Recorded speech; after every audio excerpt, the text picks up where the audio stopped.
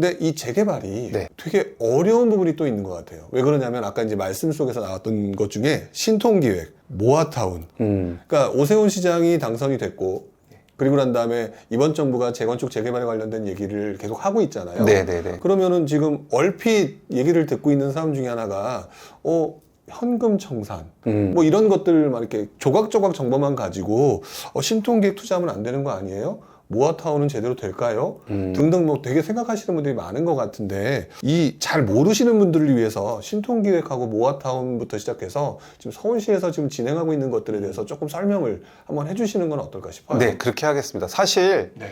요즘 매스컴에 보면 네. 도심 공공주택 복합사업, 뭐 공공재개발, 신속통합재, 민간재개발 모아도 너무나 많단 말이에요. 그래서 사실은 이거를 조금 공부를 하지 않은 사람들은 너무 헷갈려 하거든요. 네네.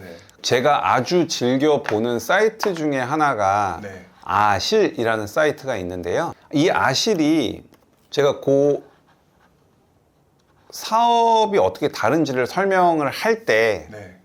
대표적으로 보여드리는 곳이 청량리거든요. 제가 지금부터 여러분들 바로 교통 정리를 조금 해드릴 건데 네네. 지금부터 하나하나 설명을 드릴게요. 먼저 여러분들이 보면은 아실에 들어가면은 각각 이 사업장들이 뭘 의미하는지가 다 쓰여져 있어요. 제가 이 공공주택 복합사업에 대해서 먼저 말씀을 드릴게요. 먼저 공공주택 복합사업에는 여러분들이 절대 투자를 하시면 안 됩니다. 왜 그렇죠? 여기는 일단 지금 여러분들이 가서 여기서 무슨 물건을 사면 네. 현행법상 여기는 그냥 다 현금 청산되세요. 그러니까 아예 여러분들이 도심 공공주택 복합사업지는 아예 보시지 않았으면 좋겠고요. 네. 우리가 흔히 도심 공공주택 복합사업을 도심 공공주택 복합사업 또는 이사대책 또는 3080 플러스라고 다양한 형태로 명명이 되거든요. 그 이유는 변창흠 국토부 장관 때 이 도심공공주택 복합사업에 대한 이런 보도자료가 2월 4일 날 나왔어요. 그러다 보니까 우리가 이 사업을 이사대책 사업이라고 얘기하기도 하고요. 네. 그때 2월 4일 날 나오면서 보도자료의 헤드라인이 3080 플러스 대도시권 주택공급방 뭐 이런 거였거든요. 네. 그러다 보니까 3080 플러스라고 얘기하기도 해요. 그리고 그 3080 플러스라는 보도자료 안에 여러 개의 사업 중에 하나가 이 도심공공주택 복합사업이었어요. 네. 얼핏 보면 얘도 저층 주거지를 갈아엎고 새로 아파트를 지어서 그 여기 있는 거주민들한테 주는, 그러니까 소유자들한테 주는 형태라 네. 우리가 흔히 이거를 재개발로 오인하는 경우가 많은데 도심공공주택 복합사업은 재개발이 아닙니다. 이거는 그냥 3년 한시로 해서 공공주택 특별법이라는 3년 한시법으로 나온 사업이고요. 저는 개인적으로 태생부터 조금 문제가 많은 사업이어가지고 네.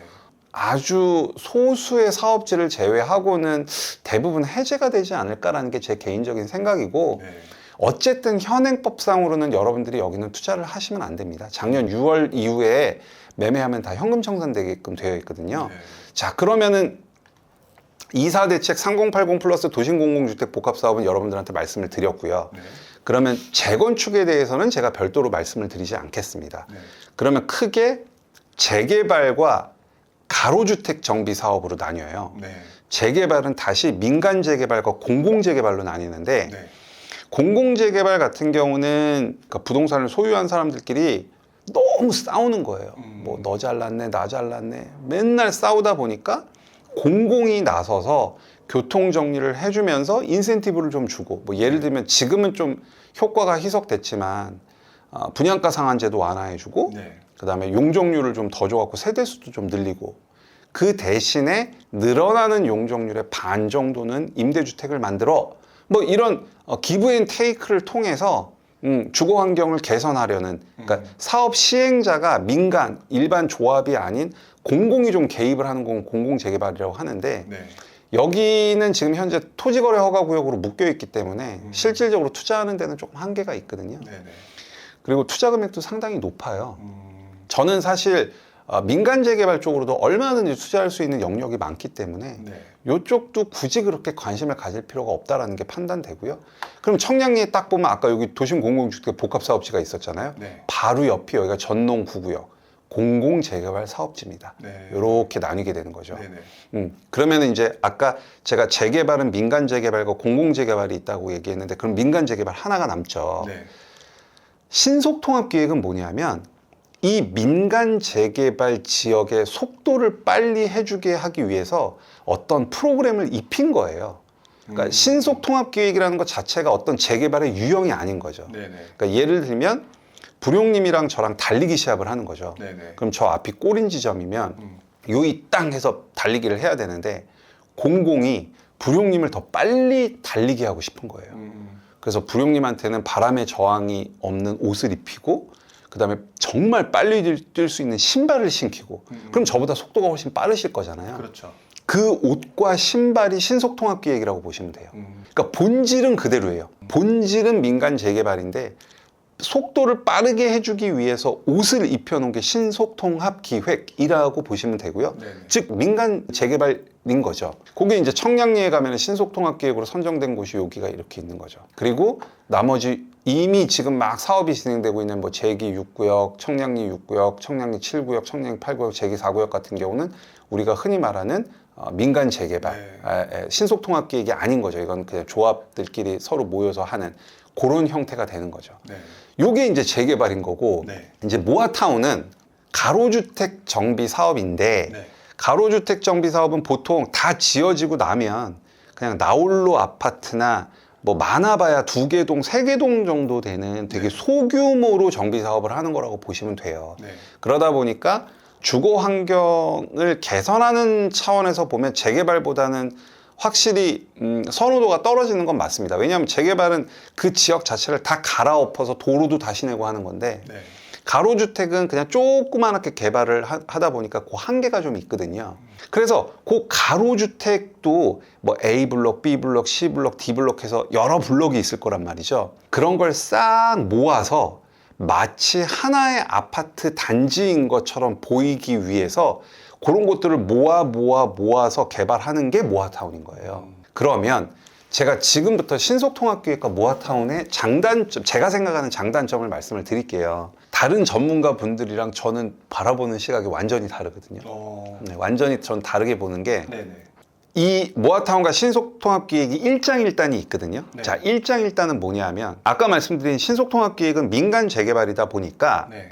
뭐 구역을 지정하고 조합을 설립하고 사업시행인가를 받아서 관리 처분을 받고 하는 도시 및 주거환경 도정법에 따라서 이 사업이 진행이 돼요. 네. 근데 가로주택 정비 사업은 법이 달라요. 빈소법이라고 해서 빈집 및 소규모 주택에 관한 특례법에 의해서 진행이 되거든요. 네네. 자, 신통 민간 재개발의 단점은 얘는 사업이 진행되려면 예를 들면 뛰어넘어야 될 허들이 10개예요. 구역 지정 뛰어넘고 조합 설립 뛰어넘고 사업 시행가 예를 들어서 10개라고 하면 가로주택 정비 사업은 입주라는 꼬린 지점까지 가는 동안 뛰어넘어야 될 허들이 5개밖에 안 돼요. 그러면 민간 재개발 즉 신통보다 뛰어넘어야 될 허들이 훨씬 작은 모아가 훨씬 더 좋아 보이죠. 속도가 좀 빠른 것처럼 느껴지니까. 그렇죠. 뭐 예를 들면 재개발 같은 경우는 사업 시행이랑 관리 처분을 따로 해야 되는데 여기는 관리 처분을 합쳐서 하거든요. 네. 이제 그렇게 뛰어넘는 허들이 모아가 훨씬 적다 보니까 표면적으로 보면은 모아가 되게 좋아 보여요. 그 부분은 분명히 민간 재개발 신통보다는 모아가 유리하거든요. 네.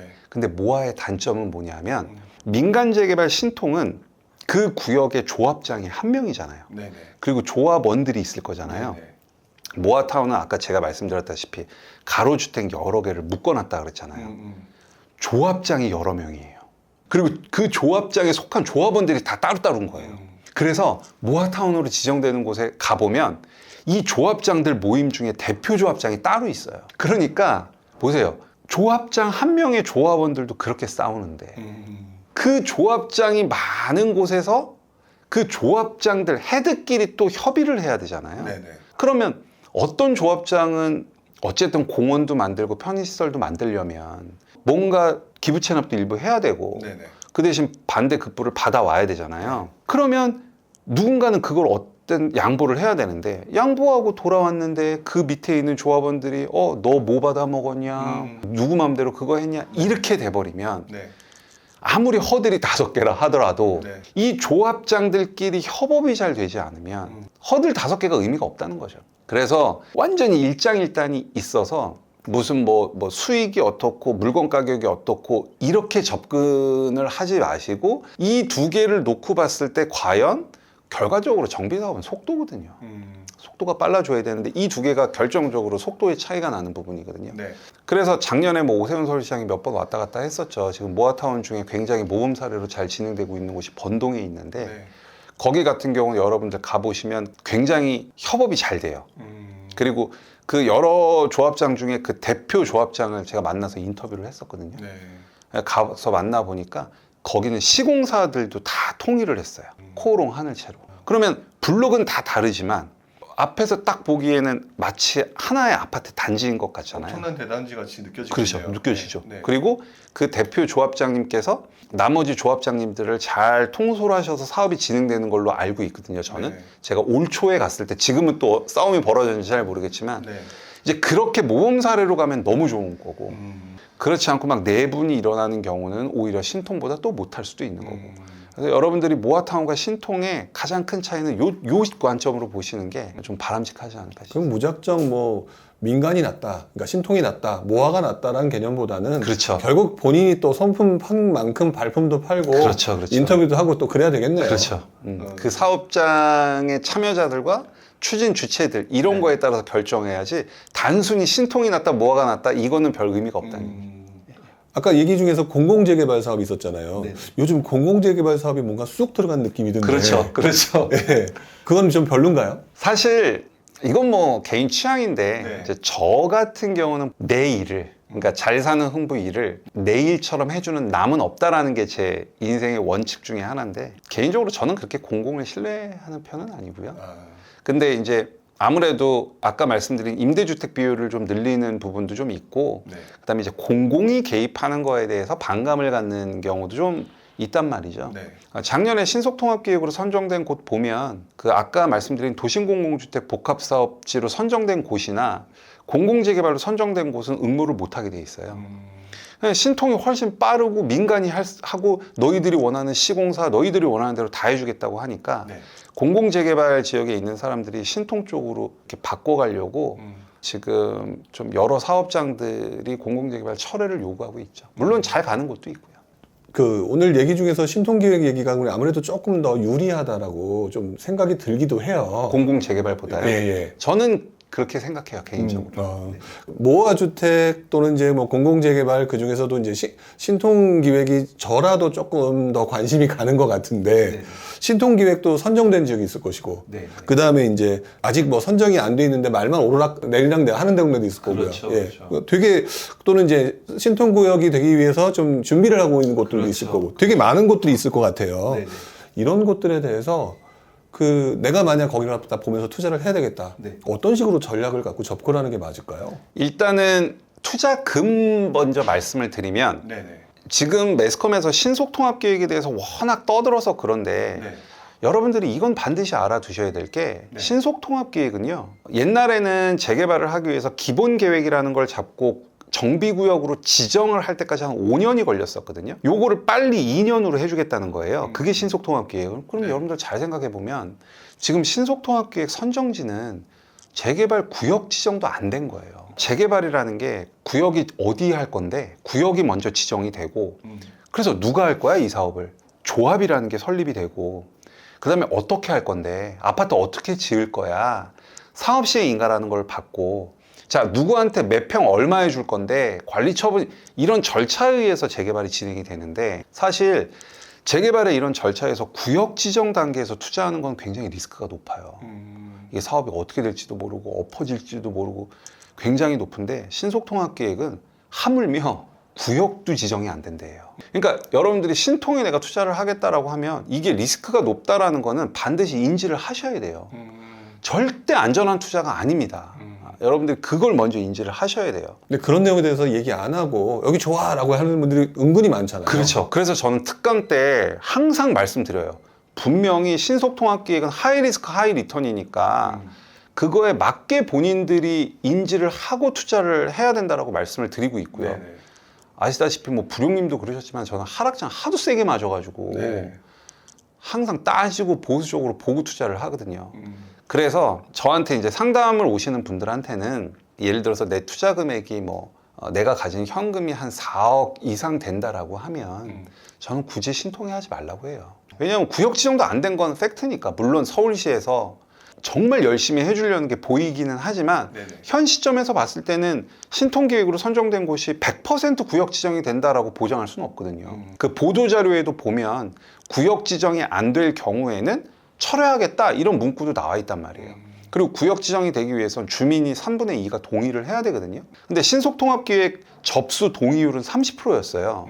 그럼 결과적으로는 37%의 동의가 더 나와줘야 되거든요. 그래야 구역 지정이 되거든요. 네. 근데 37%의 동의가 더 나와줄지 안 줄지 모르는 거거든요. 그렇죠. 그게 바로 리스크네요. 그렇죠. 리스크인 거죠. 그래서 저는 이제 본인 투자 금액이 4억이 좀 넘어간다라고 하면 네.